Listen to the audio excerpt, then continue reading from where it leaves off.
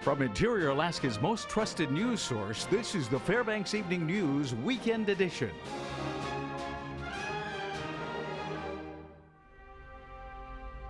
Good evening and welcome to the Saturday edition of the Fbx Evening News. I'm Katie Looper. Our top story tonight.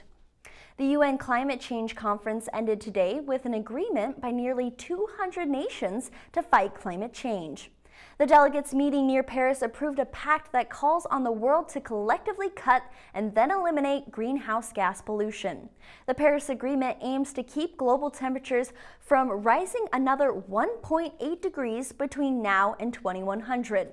At the conference, global warming activist and former Vice President Al Gore called for shutting down all natural resource production in the Arctic Circle, which would outlaw continued operation of the Trans-Alaska Pipeline.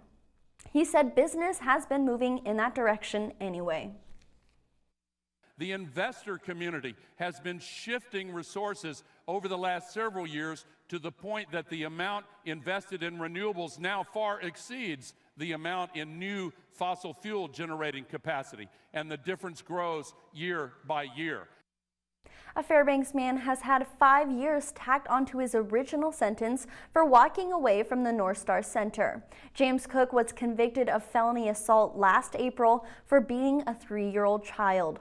On that charge, he was sentenced to 5 years with 1.5 years suspended. He was serving the time at the minimum security halfway house in Esther when he walked away in June, and then he was recaptured in August. Yesterday afternoon, 53-year-old inmate Mark Knoll was found unconscious in a cell at the Anchorage Correctional Center. He was taken to the hospital but later died. State troopers say 20-year-old inmate James Clinton assaulted Knoll, which contributed to his death. Clinton has been charged with first-degree murder in the case, and then the investigation is continuing. The Fairbanks Rescue Mission wants people to know that its recycling center program is not shutting down immediately. Executive Director Ronnie Gaskins says he received multiple calls from people in regards to the mission, announcing they would eventually phase out the recycling center in place of a new job program for its clientele. The mission is not shutting down its recycling center until June 30th, 2016, when its contract with the Fairbanks North Star Borough expires. The rescue mission is shifting gears because of an initiative by the borough that would create a citywide cycling center. Gaskin says participating in the larger initiative could take away from the organization's core values. However, he adds the mission is willing to extend its recycling contract until the borough finds a permanent replacement. We want to be an assistance, as we always have been, to our community. And so that is a smooth transition to whoever the borough decide that, or select to run the borough-wide recycling center. We, if negotiations with the borough work out, we can work up into that date. The organization, called Christmas Child, had final count for gift boxes that was higher than expected this year. 4,800 packages were counted in Interior and Northern Alaska. That's well over last year's count of 3,616. Operation Christmas Child is a drive that collects toys, crafts, and hygiene items and then packs them into shoe boxes and sends them to children around the world. The 4,800 boxes were collected and then sent to California, where they will be distributed globally. Gifts are specifically for children in locations hit with natural disasters, poverty, or war. This year we said our goal was for 4,000. We have an amazing volunteer team that has really been out sharing about the project. We've added an extra relay center in Fairbanks. Things have just been going really, really well up there. We actually collected over 4,800 shoeboxes, which is a 33% increase. Police officers were walking in their uniforms amid shelves of dolls and action figures earlier today. The annual Shop with a Cop event is a popular holiday tradition that gives kids the chance to pick out family gifts with local officers. About 30 children were nominated by school counselors, and with the generosity of the Langston Family Foundation, each child received a gift card to swipe. After roaming the aisles and checking out, everyone participating got together to eat pizza and wrap gifts. Shop with a Cop is a national program that was brought into Fairbanks with the help of Officer Scott McCumbee. This is the 5th year volunteers with the Fairbanks Police Department help young children bring home gifts for themselves and their families. We aim to continue the program every year, and as long as we've got funding, going to keep doing it. It's always a great event, and generally we got to pull teeth to get the kids to buy gifts for themselves. They're all wanting to get stuff for their families, and a lot of times they don't want to. We have to sneak something in the cart for them, unbeknownst to them, just because of that. So. When we come back, we spotlight another one of the 21 agencies that make up the United Way of the Tanana Valley. We'll have the details. Also, a juice bar has opened in North Pole's only gym, and it's been a hit with the locals. Those stories and more when we return. Stay with us. Welcome back to our weekend edition. One local woman is making a difference in North Pole by bringing healthy options to its residents. Stephanie Woodard has more now in this report. She says it's been a lifelong dream. And 2.5 years later, her dream has expanded. We really wanted to impact the community in a positive way, and I feel like we're doing that here. After opening North Pole's only gym, F&H Fitness Studio, Tina Farringer, born and raised in North Pole, is going for another first by opening up its only juice bar, Juiced Up. We're making the juice fresh. It's freshly made. Her and her mother came up with the idea 1 year ago to the day that it opened. Now, it might look like a little glass, but it could have up to 4 apples, 3 kale leaves. It could have, it has spinach, lettuce, celery, green pepper. So it's this mass amount of food that you really don't realize once it goes into a little juice. But when it's in its form, it's like a pound of food. It's so much. Farringer says it was important to her to bring Juiced Up and F&H Fitness to her hometown.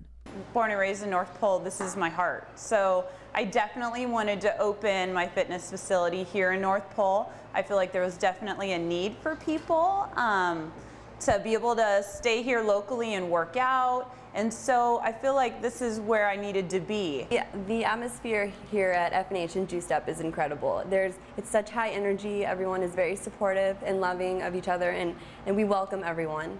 The facility that now offers Juiced Up also has a full list of classes and a 24-hour gym, and it's the only gym in North Pole, which Farringer says was also important to her. Classes I brought to the interior, I wanted to be different and fun. So our rhythm ride classes and our cardio ride classes is definitely a niche, and it has brought in a lot of people that maybe wouldn't want to take a spin class, and they love it. This is Stephanie Woodard reporting. It's time once again to feature another one of the 21 agencies that make up the United Way of the Tanana Valley. Tonight we focus on the Resource Center for Parents and Children. Here's Mike Schultz.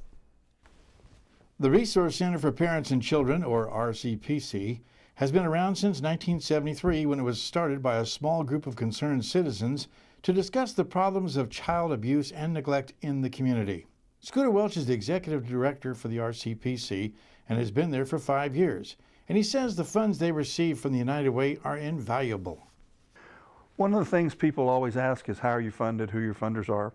So we do fundraising. We have donors, and we also receive funding through grant sources. But the United Way dollars are very special because they come from all of the community. Some are designated, some are provided through United Way as they do their assessments, and they're unrestricted dollars. So that gives you the ability to support the existing programs and use those dollars, because many of the grant funding programs don't provide dollars for programs like we need to get transportation temporarily on a cab, or we need to buy something for the family for the winter clothes. So those unrestricted dollars allows us to do that on a special case-by-case basis. I asked Scooter, with the staff he has, what makes him most proud of what they do for the community. Everyone that works at RCPC, and I know this is true of all nonprofits, they work in the nonprofit field because they like to help people. They could get other jobs, but the rewards that they get in seeing the differences they make in families' lives, and to see a smiling face. We deal sometimes with some tragic situations here at our agency, and many other places the same. And so seeing those, knowing that you went home at the end of the day and made a difference in someone's life, that's what it's all about. During his 5 years with RCPC, what does he feel is the most fulfilling moment? You know, just bringing about some of the cases that we've worked in Stevie's place, working with the District Attorney's Office, law enforcement, Office of Children's Services, every one of those cases where we are able to pull a sex offender off the street and assist in that piece, then that's what really makes it. But it's true of all the programs. Now, there's not just one special one. I think each and every one of the families are special. The United Way campaign is now underway until the first part of next year, and they could really use your donations. Mike Schultz reporting. Mike Fussel's coming up next with all your local sports action. Stay tuned. Welcome back, Interior Alaska. Mike Fussell here with your latest local sports action. Athletes took part in some very big events this weekend, as many near the end of their seasons, but of course, it's that time of the year again. Governor's Cup hockey kicked off last night in Anchorage. The Nanoks went into battle off of a 7-game losing streak. They hope to end that and deal UAA a souring Gov Cup loss. Neither team looked ready to top the other during the first period of play, though. Alaska was afforded several special teams opportunities as Seawolf penalties dotted the first frame. The Nooks just couldn't convert and held out until the second to get on the board. Marcus Bissaro would do that as the clock hit 3:25, putting UAF up by a point. But just 5 minutes later, UAA would find the back of the net on a penalty shot, tying the game at 1. That brought everything down to the last period. Alika Dukovic would serve the Nooks a dose of relief, though, at the 5:22 mark, chipping a goal past the Seawolves defense. That put Alaska up and allowed them to stay on top through the final whistle. The Nanoks ground out a close Gov Cup win, 2-1, and step ahead to lead the series after Friday night's game. And the Nanoks men's basketball team took on Northwest Indian last night, leveraging their home court advantage at the Patty Center. The game would end up being a blowout. Alaska got an early lead and kept it all the way throughout the game. At the half, UAF was up by 21 points and their momentum would only grow. The Alaska Hoopers finished with a final score that was 50 points higher than their competitors. The Nooks got into triple digits after all frames closed out at 113-63. The tremendous team effort never gave the Eagles a chance, as every player who put on a UAF jersey contributed to the scoreboard. Bengali Kaba, though, did the most for the Nanoks, scoring 20 points in just 16 minutes of play. Alaska had 5 other shooters reach double-digit point numbers on the night. The Nanoks also proved they had a competitive bench, as players coming into the game scored a season high of 48 points altogether. After the Friday night win, Alaska is now 7-2. Northwest Indian drops to 0-14. And the Alaska Lady Nanoks basketball team was also in Anchorage playing against UAA this weekend. The Seawolves took advantage of early momentum, gaining a 17-19 scoreboard snapshot at the end of the first period. The Nanoks tried to catch up in the second, but ended up even farther behind with a score of 34-15 at the half. Something must have changed, though, during the break as the Nanoks came out hot in Q3. UAF ended up outscoring UAA in that frame by 6 points, but was not enough to put an end to the early tide of Seawolf momentum. Alaska loses it 78-56. Jaylee Mays walks away with the game high for the Nanoks at 21 points. Jordan Wilson would be the next closest with 13. And North Pole High School was the last stop of the season for many interior wrestlers today, but a select few will be continuing grappling towards the state tournament. The top 3 finishers in each weight class at the Mid-Alaska Conference Championships will be put to the test next weekend at Chugiak High School, but today it was all about surviving and securing a spot. Athletes from Lathrop, West Valley, and North Pole were the ones on the mat pushing themselves to do that. Lathrop held a steady team lead going into finals. And in the small schools, for the small school wrestlers, Cahill Turner took first for Hutch. This, of course, was not at North Pole. It was at the Denali Conference Tournament. 3 other Hawks grabbed second place finishes there as well. We'll have full results for wrestling during the weekend recap with Joe Cook on Monday. And high school hockey players are back on the ice for another weekend, taking on opponents across the state. Here's what that action looked like last night. East and Lathrop found themselves neck and neck in a big school battle that would come down to just 1 goal. The final score on the road at Big Lake would be 4-3, with East getting the upper hand. Monroe Catholic continued their march of dominance. They took on Juneau, edging forward with a 6-4 win. 2 players grabbed hat tricks in that game, and the Rams continued their undefeated streak. Monroe is now at 8-0 on the season. Delta and Hutch also met up for an interior matchup. It would be a high goal game with 12 total shots finding the back of the net. Delta grabs a majority of the tally with 7 points, leaving the Hawks with just 5. Hutch couldn't keep up and draws the loss. All right, and that about brings us to the buzzer for sports tonight. Katie Looper has your full weather forecast coming up next. Thanks for checking in, and we'll see you next weekend. Welcome back to our Saturday edition. And as you can see, everyone can see, we've got some new ornaments on the desk here. It's getting to be that time of the year. Yeah, we set up Christmas decorations at my house already. Have you done anything? I'm a little behind actually, but you know, people in my neighborhood setting up lights, doing it in very cold temperatures. Don't know how they do that, but they've made some beautiful things. Yeah, I don't understand how they do that. But next week might be a better week to do it. It's going to be above zero, around 10 degrees. Let's take a look at the weather almanac for today, though. We got today's high at 2 below, today's low 12 below. Record high got up to 40. That would be nice to set out Christmas decorations in 1940. And a record low 54 below in 1964. Our sun rose at 10:47 a.m. this morning. Sun sets at 2:44 this afternoon. Our daylight only down to 3 hours, 56 minutes. All right, now around the state today, we have partly sunny skies in Juneau and Ketchikan. Temperatures around 38 in Ketchikan, 22 in Anchorage. Down below in Kodiak, rainy skies with about 25 degrees for them.